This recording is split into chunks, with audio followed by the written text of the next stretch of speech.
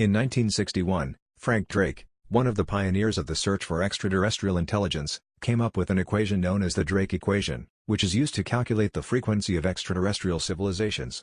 One interesting aspect of the equation is the variable called the rate of demise, or L in this equation, which is the probability a civilization would destroy itself. Similarly, Robert Zubrin, in his book, Entering Space, speculates on some of the things that could destroy an advanced civilization that has expanded to several hundred stars, called a Type 3 civilization. Bad memes, or bad ideas, is one of the few of them. Can ideas change world history? Few would argue no. In a town called Tours in present-day France, the Muslim army was on the brink of world domination. For a time the Muslims were more enlightened than the Christians, and in some ways more tolerant. Their religion was spreading through the globe, but now the GNP of the Muslim world has shrunk to a tiny fraction of the West. What happened? There are a number of factors. The Mongol invasion of Islam helped darken beliefs and encouraged fundamentalism is one of many factors. Its competitor, the European feudal system, precisely because it was weaker, allowed greater individualization, which helped spur the Renaissance and scientific growth. But I think the main factor in its decline was the rise of fundamentalism, which helped destroy Muslim scientific growth, hamper economic development, and oppress rights. This is not the only time bad ideas have damaged humanity. The effects of bad ideas have left a path of damage throughout our history. In the modern era, National Socialism and fascism was a cancer to Europe, only rooted out at the cost of millions. Had the Allies struck during the Czechoslovakia crisis, the cost might have been in the tens of thousands, as opposed to tens of millions. Instead, Hitler used the Czechoslovakian tanks for the invasion of France and Russia. Without the appeasement of Hitler, these attacks would not have been impossible. Sadly, even with the defeat of fascism, the reign of bad ideas continued, as communism caused the self-inflicted national suicide in the form of the murder of possibly 4,050 million of the inhabitants in China and the USSR by their own leaders. The effects of this national horror are still felt today, as China and Russia both lag behind the West in many categories. However, this has not stopped leftists by the millions of embracing communism and socialism. Now the danger is not a group or a nation, but an idea, a perversion of a religion. It is radical Islamic fundamentalism.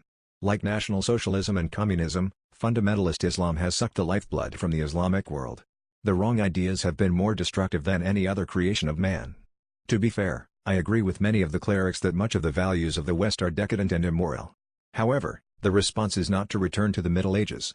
Many of the Muslim youth are not the enemy, as Iran's protests for democracy have showed, as the young only want to drink Pepsi, watch trash on TV, listen to Duran Duran, and have choices in their own lives. Mr. Bush recognizes this, and his call for democracy has touched a nerve in the Middle East.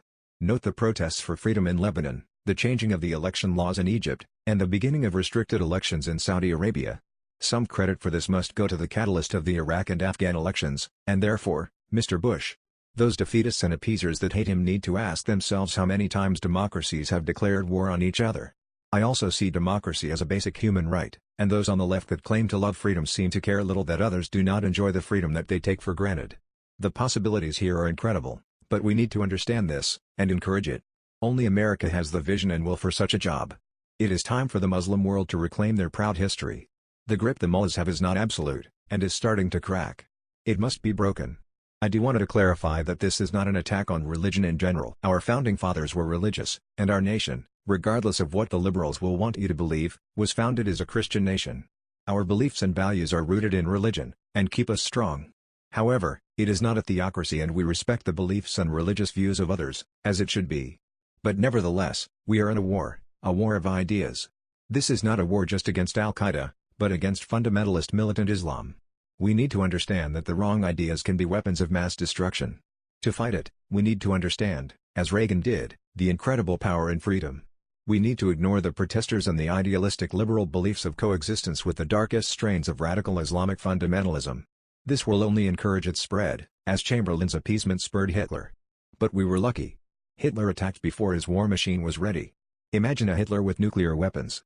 Papers found after his death showed Hitler would not have stopped with the USSR, and America was next. Had Hitler not been stopped, the death toll might have been hundreds of millions.